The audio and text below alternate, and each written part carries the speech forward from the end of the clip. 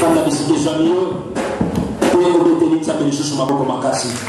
Attends fort pour la parole de Dieu. Merci. Tika nzamba pambola yo.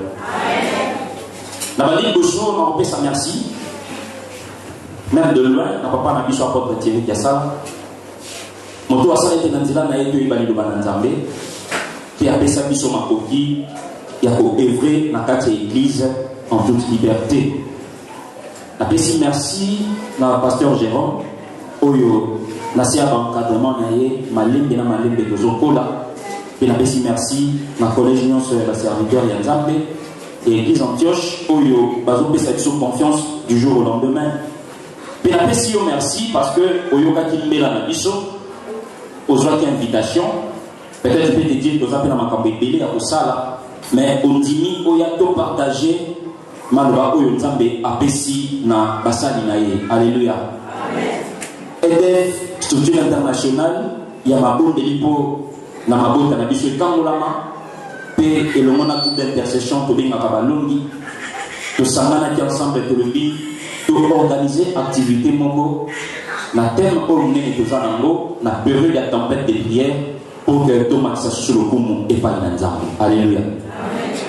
Depuis tempête de prière et bandit de développer ma thème. Mais dans le Nzambe, pasteur Herbie, Nzamba Pesake et mon série, tout partagé sur thème très profond. Une famille, soit la famille mise en danger. Libota moko oyo etiami liboso ya likama. Libota moko oyo etiami liboso ya motambu ya Satan. Libota moko oyo etiami liboso ya komekama. Libota moko oyo etiami liboso ya makambo ebele ya mabe. Libota ngo eza libota ya nani? Eza libota na ngai, eza libota na yo. Ezali mabota na biso nyonso oyo etiami liboso ya makama, oyo etiami liboso ya danger ya ndenge na ndenge. Mutu moko akiko ignorer yango aza te. Mutu moko akiko sans passer yango aza te. Oyo kolobaki ngai famille na ngai eza bien. Yaya boki ozala bien na domaine X, mais na domaine Y, vous êtes devant un danger. Boki kozala bien koliaka bien, bolataka bien, botalaka bateva minene, mais côté makambo etali libala to mabota, vous êtes devant un danger.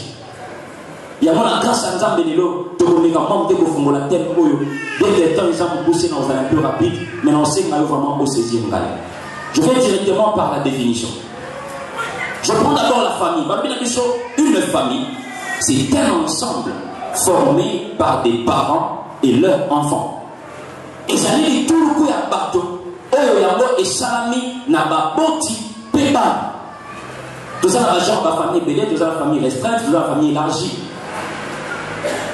Mais la carte de la définition, on a joué qui dans le dictionnaire, on a séparé qui dans le dit, c'est toute personne qui vivent sous la protection d'un chef.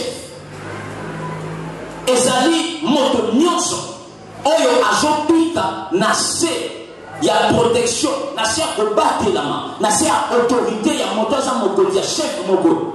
Biso nyonso tozali na kati ya famille, nous avons un chef de famille, nous avons un chef coutumier. Bisika ozalaka, bisiko salaka, tu as un chef. Bisika ofekantaka, tu as peut-être un moutoumoko aza leader. Un chef c'est seulement un leader pour azotan de sa troupe. Hier on a dit bazote un chef. C'est-à-dire que bisognos, même dans l'église, nous avons quelqu'un oyo, chef na bisognos suprême, c'est Jésus-Christ de Nazareth. Mais la scène à Mokila, nous avons des pasteurs, nous avons des autorités au batambo sakabiso. Ce sont quelque part des chefs. Nous avons déjà formé une famille. Tout ça déjà l'ibota. On les a dit définition selon le français. Mais bibliquement parlant, la famille est une institution divine. Et une institution divine, elle a dit créer et pas y Alléluia. C'est Dieu qui a créé la famille. Et lorsque Dieu a créé une famille, Azwa qui aide Yamutu à ta côté. Azwa qui aide la communauté internationale. Azwa qui aide l'Union européenne. Azwa qui aide la SADC. Azwa qui aide pas mon côté. Il a créé la famille. Il a créé la volonté. Selon Genèse chapitre 1, Ce que ça partit à verset 26, au verset 29. Qu'on a vu les hommes sont dans le qui est créons l'homme à notre image. Ça va créer mon tout. Assis ici comme ça, mon tout. Bible les hommes disent que Nzambe a bandit qu'on pèse à mon tout la directive. Après si moto gestion, il y a jardin ici dans moto salaki. Or, ce qui te sonne dans la Bible, le roman a que moto a dit qu'on vit dans les boissons à Katia Eden. Et ça a dit Lucifer. Lorsqu'il y a désobéissance qui est pas dans Nzambe, Nzamba Bengana, Nzamba Kitisi. Nzamba c'est deuxième gestionnaire. Nzamba bandi ko pambo la moto. Alors ndenge na salio, on va cultiver, on va buka, on va sujetir, on va pouvoir Nicolas biloko nyonso na sali. Yo ko lia na pete. Makambo nyonso pona yo ko za malamu. Nyonso yo ko tika ko luka eloko moko te. Ngai Nzambe na sina créer nyonso pona yo. Tu vivras, tu seras à l'aise. Yo ko continue ko la biloko nyonso ba na sali. Nzokande lipambo ni nyonso o Nzamba za ko pesa moto. Quelque part est constitué danger pour toute une famille. Alléluia. Est constitué danger pour le monde. Satan a musique à tali. Alors dit règne au va pesi moto. Règne va pesi famille na yo. Responsabilité de ma pesi yo. C'est que Dieu vous a donné. L'homme est là qui a gagné. Comment se fait-il yo yelo kaka lelo? On va la construire. Na biloko Nzamba ba pesa ki boso na ngai. Na biloko ezala ki a gagné. Nous tu connais la bande à tambo na mango. Moi je suis la bande ko renye na ye. Makambo ezala ki a gagné lobi. Le long ndenge ni Nzamba pesi yango. Est constitué danger pour la vie à moto. Oh Nzamba pesi moto. Et comme il est kama pour naïe. Il y a yo posani awa. Na libota na bino Nzamba pesa bino quelque chose. Nzamba pesa bino peut-être chance ya robota. Nzamba pesa bino chance ya kobala. Nzamba pesa bino chance ya robota bana moko bazana taille moko ya kito. Nzamba pesa bino chance ya kosoko botima na zana elongo mutosa sanjo la Nzamba. Nzamba pesa bino lipomboli ke na kata libota na bino eloko nyonso kosaka esimbaka. Mais sachez bien que eloko wana ekoki ko constituer pe danger pour la vie na bino. Tomona ba tumisusu aboti bana ba métis mais bana ba komi danger pour na ye. Bana ba komi ko tutisa mitu ya bato. Bana ba komi ko makaba parana bango chaque fois na kati ba parquet, na kati ba tribunal. Pourquoi? Parce que ba sala ki boy. Pourquoi? Parce que ba zoka ki po na ye. Ba to ba bunda ki po na ye. Ya eloko Nzamba pesa yo à cause de distraction. Et que tu comme un danger pour na yo. Ce qui Adam a ba kweya ki, ba sila ki po na ko bima na kati ya jardin, c'est parce que distraction est côté na kati ya fina bango. Alléluia. La parole le soutien de partager ça dit la distraction spirituelle. Bien-aimé, à cause de la distraction, il y a papa yozali awa, maman yozali awa, responsable de la famille. Tu t'as eu à cause de la distraction. Et ça que batebele va perdre bana, batebele va perdre ma bota, batebele va perdre ma bala à cause de la distraction spirituelle. À cause il y a papa azana kata distraction, azona ndele makambo zangatina, na bisika banda pona ko conseiller bana, na bisika banda pona ko sambela elongo na bana, mais papa zo wela ko kende ko tala match, papa zo wela ko kende ko sala makambo pamba, papa uti musala, na bisika zonga na ndako, avant na ensemble na bana, aba na koba qu'est-ce qui s'est passé, makambo ni bana bazana ngona kata mutuna bango, entela bimaki nini azonga ki nini, papa zo tala makambo pamba, maman zo tala makambo pamba, c'est alors que le diable entre dans la famille. Lorsque Adam a bazaki na kati ya distraction, babosani maloba na Nzambe, babosani Nzambe yebisa ki bango. Distraction spirituelle et quand na kati ya vina bango, Satana aekokota, aeko s'installer na kati ya vina bango. Écoute, la Bible dit ceci: ne donnez pas accès au diable. Parents va pêcher accès na Satan. Batiki Satan continue na kati ya la famille. Ajuka ka eloko Nzamba pesa kibino. Kaka lipambo Nzamba pesa yo. Kaka musala oza kanango. Kaka commerce oza kanango. Ya toyoka ba mama ebele. Abana ko kende sambu. Nzamba pambola na koteka. Akoti moziki. Eza mabete. Mais maman ayana mwana mususu kwa zaki ambeo ya papa yenda. Est-ce que la possible? À cause de la distraction spirituelle. Ba papa ebele. Ba yana biloko esengela kitena kachanda. Nzamba peso lipamboli ya ozala mayele ya ozala na bonya mais bonya na yona est comme danger pour toute une famille et comme danger pour la génération mobimba. Distraction spirituelle et continue à kata ba vie à batebele. Distraction spirituelle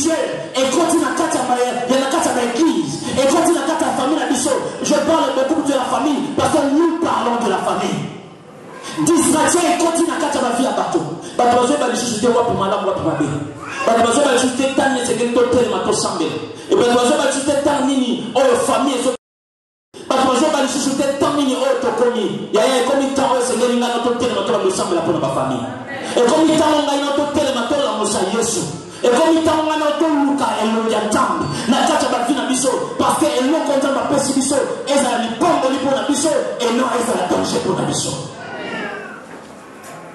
Alléluia. Est-ce qu'il y a un autre mot que je comprends? Toujours pas Bible de Biso. Matthieu chapitre 13, oui, verset 25.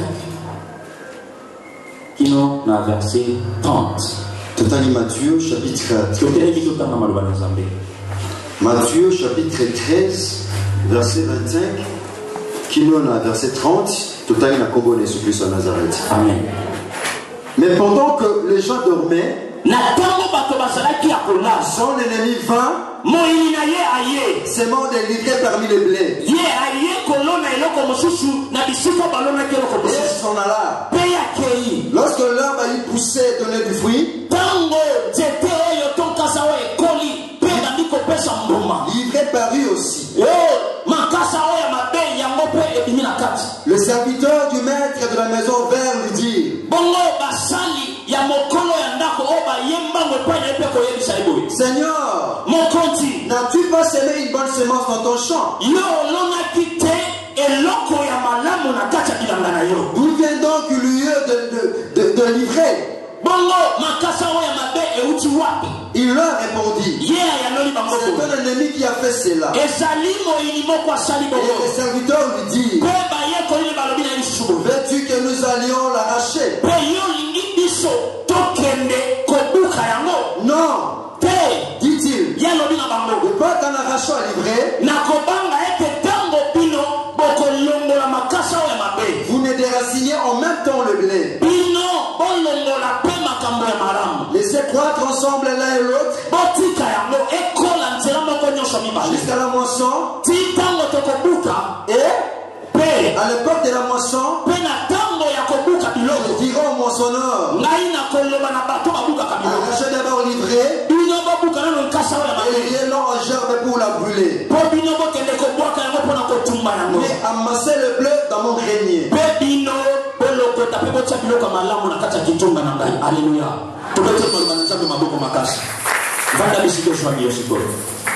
Bien aimé dans le Seigneur, à partir du verset 1, tout le monde a déjà dit distraction, sommeil spirituel. Awa Yesu, azobeta lisese et pas na maye kolina. Bien aimé, na ki tirer attention, na kata makambo misatu na koleba apona tosukisi. La Bible déclare ceci, que lorsque baye kolina ye, bazalaki ya kolala, bazalaki na moment oyo, bazalaki na opération que ils étaient inopérationnels. Na moment oyo, bazalaki na pouvoir ya ko se défendre te. Na moment oyo, bazalaki na makasité à kotelema. Na moment oyo, bazalaki komiye bate. Bato oyo bazalaki ya kolala. Lorsque maman balali, na kati ya bilanga, soko talibe bakoloba keno, jambe golo yo olonga kite na bilanga na yo. Par là je comprends que libota na ngai ezali bilanga ya Yesu Kristo Nazareth. Libota na yo ezali bilanga ya Yesu Masiya. Aza capable alona eloko nyonso oyo alingi na kati ya libota na yo. Na pokwa ya lelo Yesu aza capable alona eloko nyonso oyo alingi. Oh, la Bible nous dit ceci. Dans ma zoloba, je sais le projet que je forme pour toi, c'est le projet de paix et non de malheur. Na katia vina yo, jamba kotu jamais kolona eloko mabe, jamba kolona kaka eloko ya malam. Oh, les dangers, c'est quelque chose qui nous amène au malheur. Dieu ne voudra pas dans son plan, ya kotia eloko moko na katia vina yo, oh ekomi ma vina na malheur. Alléluia. Amen. Lorsque Dieu est en train de s'aimer, c'est alors que les diables cherchent aussi à s'approcher.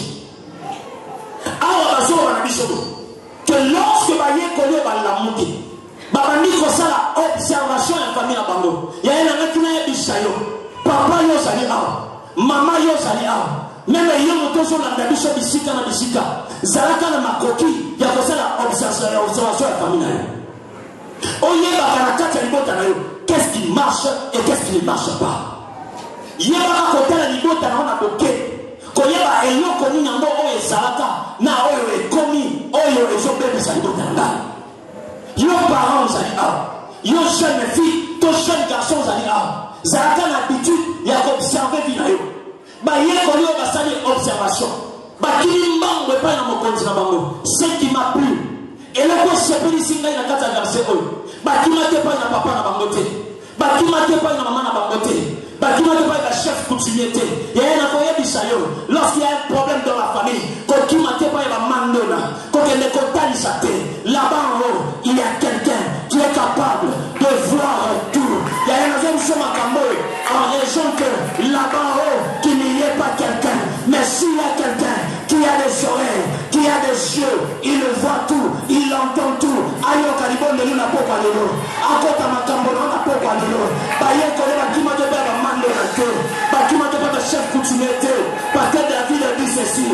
Dans le psaume, chapitre 121, alors dit je lève mes yeux. Mais lorsque l'autorité règne dans ta famille, lève tes yeux. Là-haut, il y a quelqu'un qui voit même dans le noir. David a dit, je lève mes yeux vers la montagne.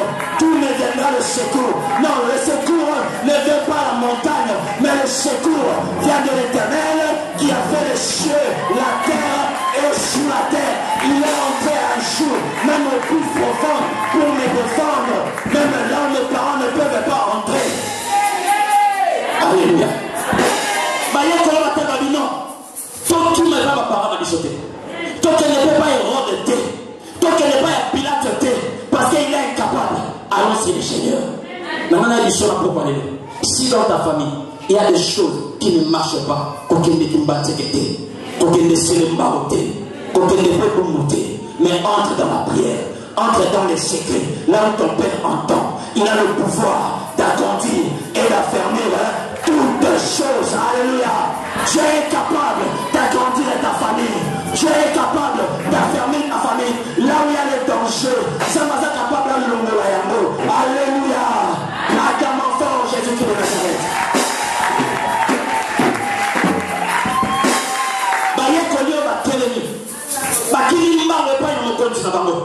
Papa, mon conti, est-ce que nakata libota nga olona ki makamba malamu te ya la famille na yo nini yeye nzamba pesa kabino bozalaka na mituka nyoso lelesi ko kufa bozalaka na bana bango nyoso bakomba bakuluna bozalaka na papa oyo azalaki soka bili tangwa ye ajo yamba bino par un seul péché mais le papa comment on a bino lokola bino ko pamba. Est-ce que vous ne vous posez pas la question makambo uti wapi bozalaka na maman oyo bandaka kokipe bino bozalaka na ndeko même à l'étranger soki bobengi ye ata opipe ye bokolala te sanke ya benga mais lelo ça fait 12 ans ça fait 16 ans akipaka bino lisusu te. Est-ce que vous ne vous posez pas de questions likambo euti wapi à cause ya distraction lelo mabote ebele ezobungisa eloko nzambe apesa bango.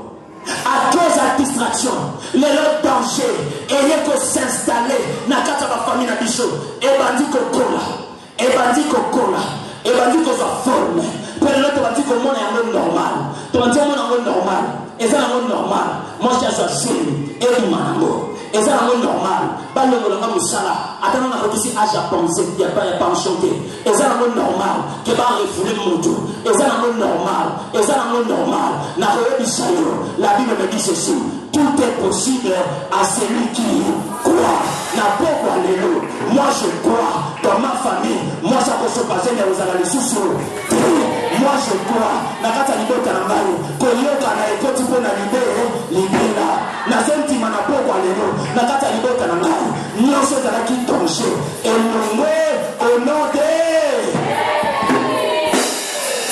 baye koyo baye koyo bisaye baye n'est-ce pas tolona ki biloko malamu te mais ndenge nini tomoni lisusu maticho mabe ekola na yango maticho mabe euti wapo bato basali observation na kati ya vie na bango bazotala babi tomoni mpe biloko mabe yaya yoka avantage ya kokima epai na Yesu Masiya ya tika na biso Bible ezorationnel eloko moko. La Bible dit ceci: maudit soit celui qui se confie à l'homme. Donc la malédiction atteint souvent les justes, mais l'Éternel fait quoi? L'on délivre toujours. Nzambazawana pour la délivrer famille au jour du malheur.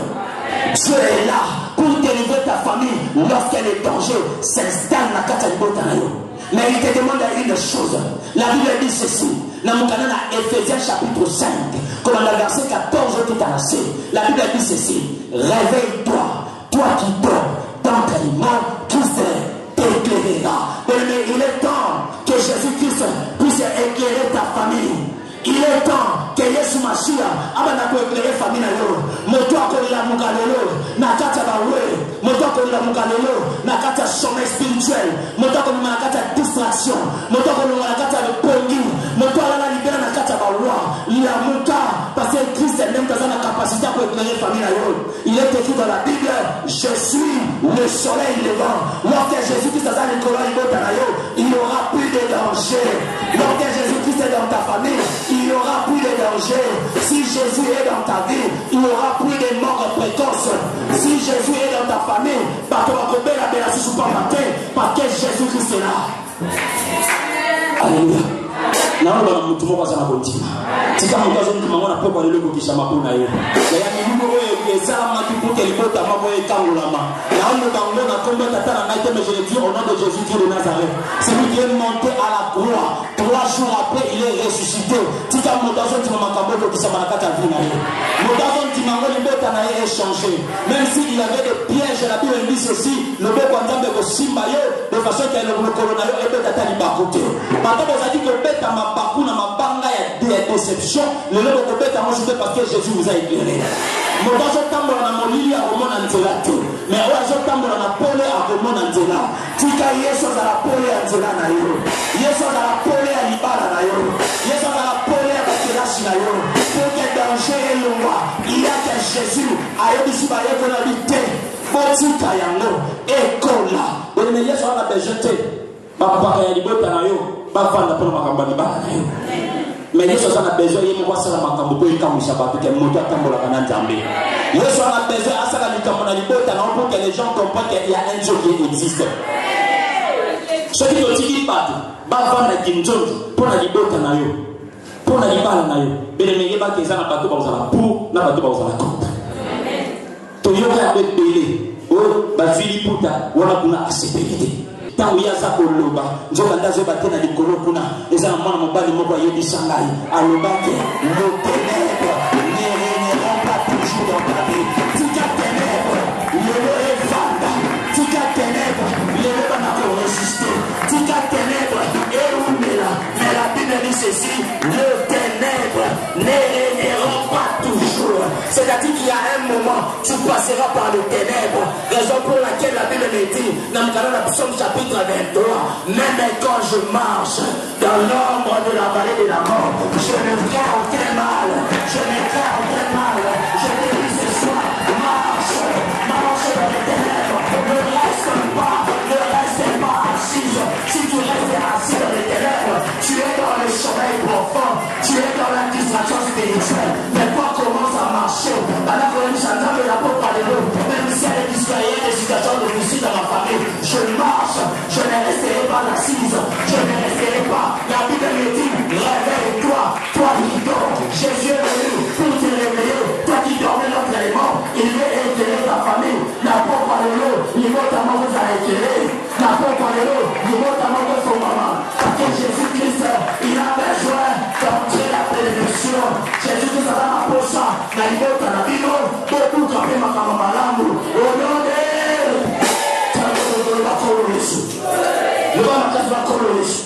la propre de l'eau, ceux qui m'ont lu et où m'est acquis, la liberté à cause de la distraction, les mots, naïmologi, nazoloba, molili, ozali susu, nangulate, po Yesu, azali pole, oyazongelisa, libota nangai.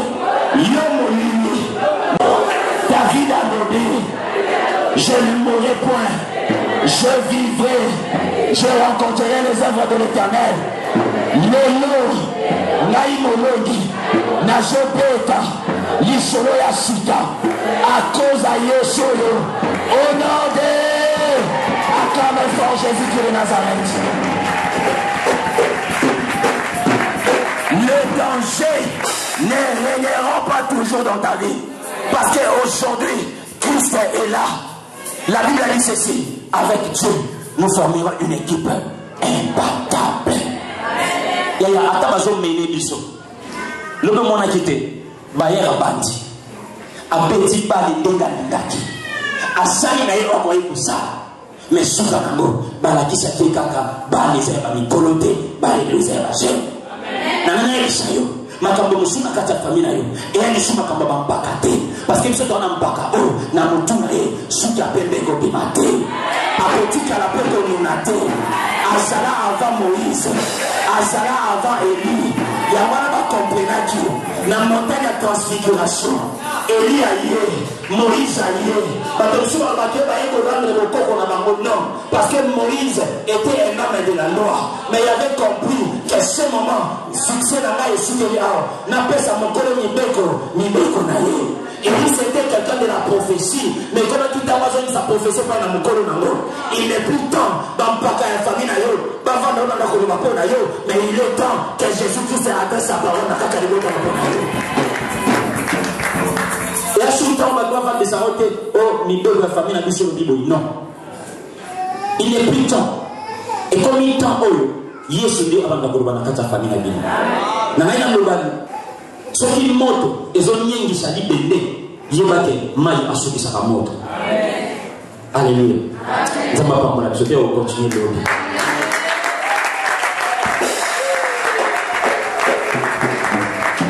bien la parole de Dieu c'est une puissance. La parole de Dieu c'est une puissance. Tant il y a besoin bimana katia via moto. Il y a la Bible le bina biso que tout est plante que mon père n'a pas semé. Il y a un autre nyonso tamba lonate na kata vina bino ozo constituer danger les autres ozo terraciner yango na kata vina yo na kata jeunesse na yo si tu comprends qu'il y a des choses oyo nzambe te moto alona yango tozo pukola yango au nom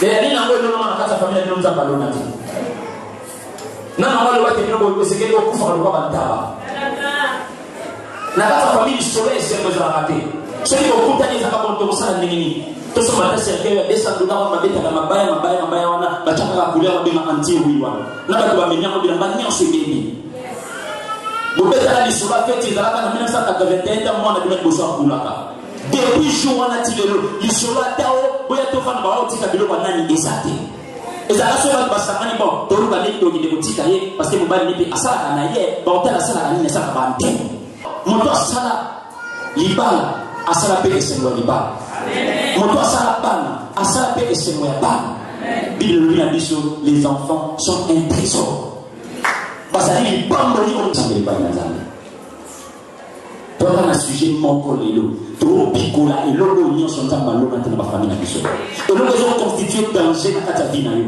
et logo constituer danger na kata libomo na yo il y a 18 ans libala Ososabana te beta calcula âge comme nango moi na liboso kama obotama akomi na 6 mois yo komi na 53 ans tant nous on kufa otiki moi na âge à 12 ans ye bien moi na traîne ba mauvais souvenir na vie ya mwana zolo mbule aussi la pina kati ya George to yoka sango motanzi nyango ko kisama na kati ya vie mbule aussi la pina en George to yoka sango ya ko zanga bisika ya ko ba robe ya mariage to ko ya tika na bisama kama zo biso te pa na kati te pa na Yesu Masia apôtre Paul a dit si moi je vis c'est pas moi qui vit c'est Christ qui fait quoi qui vit en moi et on a si moi je parle c'est pas moi qui parle c'est Christ qui parle en moi na Antioche na mula o ya so sambela awate so ko za l'église sambela tena je somi là non déjà libéra parce que quand on a décembre to ça to fond livre to to ça le bilan si faut ni woli ça to comme na katikati ya moite ba kiti za vide era moya moyo ngapela ko na ngalo kwa recevoir woli ça era moya moyo et comme il temps oyo ntamba ya telema aba na soko pikola biloko saka na lona na kata ba fina biso alléluia Est-ce que nous pouvons dire yango? Si on dit yango, peut-être que ce que je n'ai pas de ma face.